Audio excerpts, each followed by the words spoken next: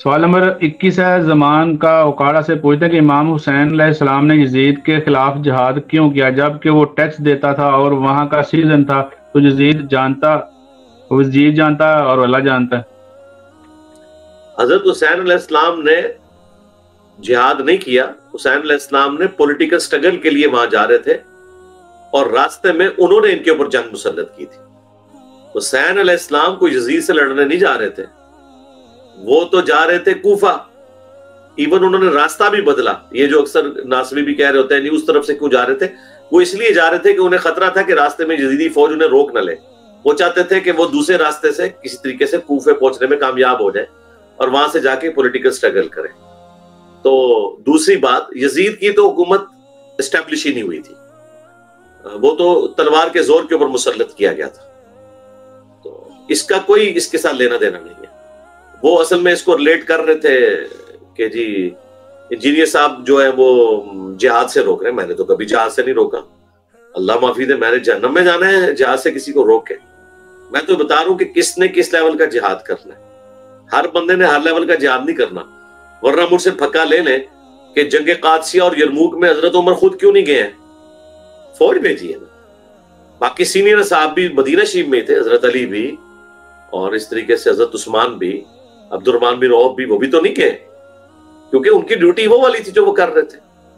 تو اس میں نے کہا تھا کہ ہم جب ٹیکس دے دیتے ہیں ہم عہدہ برائیں، ہم نے اپنے حصے کا کام کیا، اب ہمارے بڑوں نے کرنا ہے، کیونکہ آج کل پروفیشنل آرمیز ہیں، پروفیشنل اسلحہ ہے، بغیر ٹریننگ کے یہ سارے معاملات نہیں ہو سکتے۔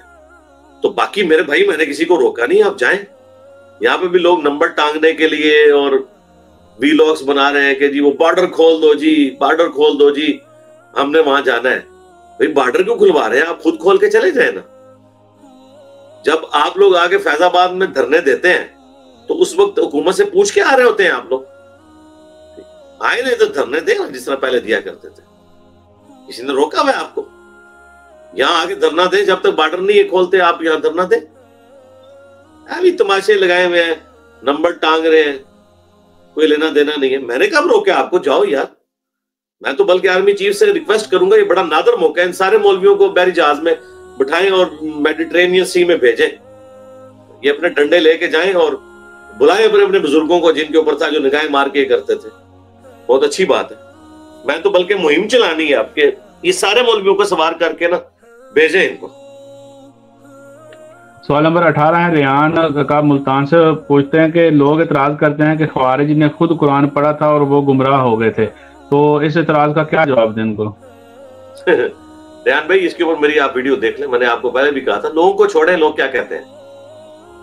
لوگ تو اسی طریقے سے کہیں گے خوارج نے قرآن پڑھ کے قرآن کو ماننے سے انکار کر دیا۔ بخاری مسلم میں الفاظ ہیں قرآن ان کے حلق سے نیچے نہیں اترے گا، صرف تلاوت کریں گے۔ تو آج خوارج وہ ہیں جو تلاوت تو کرتے ہیں ایاک نعبد و ایاک نستعین، اور ساتھ ہی مرے ہوئے بزرگوں کو پکارنا شروع کر دیتے ہیں۔ یعنی قرآن ان کے حلق سے بھی نیچے نہیں اترتا، زبان سے کہتے ہیں، حلق سے نیچے نہیں اترتا۔ دوسری بات یہ کہنا کہ خوارج نے ڈائریکٹ قرآن پڑھا تو وہ گمراہ ہوئے، تو اس کی وجہ سے ہمیں ڈائریکٹ قرآن نہیں پڑھنا چاہیے۔ تو اس کا جواب یہ کہ ہم ڈائریکٹ قرآن پڑھتے بھی کوئی نہیں ہے، ہم تو احمد بریلوی صاحب سے قرآن پڑھ رہے ہوتے ہیں، کیونکہ قرآن کا ترجمہ انہوں نے ہمارے لیے کیا، انہیں تو عربی آتی تھی۔ تو لہٰذا سب سے بڑا مجرم احمد بریلوی ہے، اشرف علی تھانوی ہے، ٹھیک ہے، کہ جنہوں نے ہماری زبان میں ترجمہ کیا تاکہ ہم اسے پڑھ کے گمراہ ہو جائیں۔ تو خارجی تو چھوٹے مجرم ہیں، جو خارجی بنا رہا ہے ان کا بابا، اس نے اپنے لیے نہیں کیا، اسے تو عربی آتی تھی، اس نے عوام کے لیے کیا، اور یہ ان کا فخر ہے۔ تو احمد بریلوی نے ہماری زبان میں قرآن کا ترجمہ کر کے ہمیں خارجی بنانے کے لیے ابھارا، تو ہم سے بڑا مجرم کون ہوا؟ شاید بھائی کتنا بڑا پھکا ہے یہ، خارجی بنانے والا بڑا مجرم ہے، خارجی بننے والا۔ تو ریان بھائی یہ پھکا لے جائیں انشاءاللہ قیامت تک کے لیے، یہ ان کو جا کے دے، ٹھیک ہے۔ جلوی سوال نمبر 19 ہے، لالا نوید کا میاں والے سے پوچھتا ہے کہ میرے علاقے میں کچھ لوگ سنگر تھے اور وہ شو سے آ رہے تھے تو ان کی جو گاڑی وہ نہر میں گر گئی اور 7 لوگ فوت ہو گئے، اور لوگ بہت باتیں اب ان کو کرتے تھے کہ وہ حرام موت مر گئے ہیں، تو کیا لوگوں کو ایسا کرنا چاہیے؟ لوگوں کا حال یہ ہے کہ مطلب کوئی سنت کے مطابق رفع الیدین سے نماز شروع کر دینا تو بے نمازی بھی اس بچے کے ماں باپ کو سمجھانے کے لیے اس کے گھر پہنچ جاتے ہیں.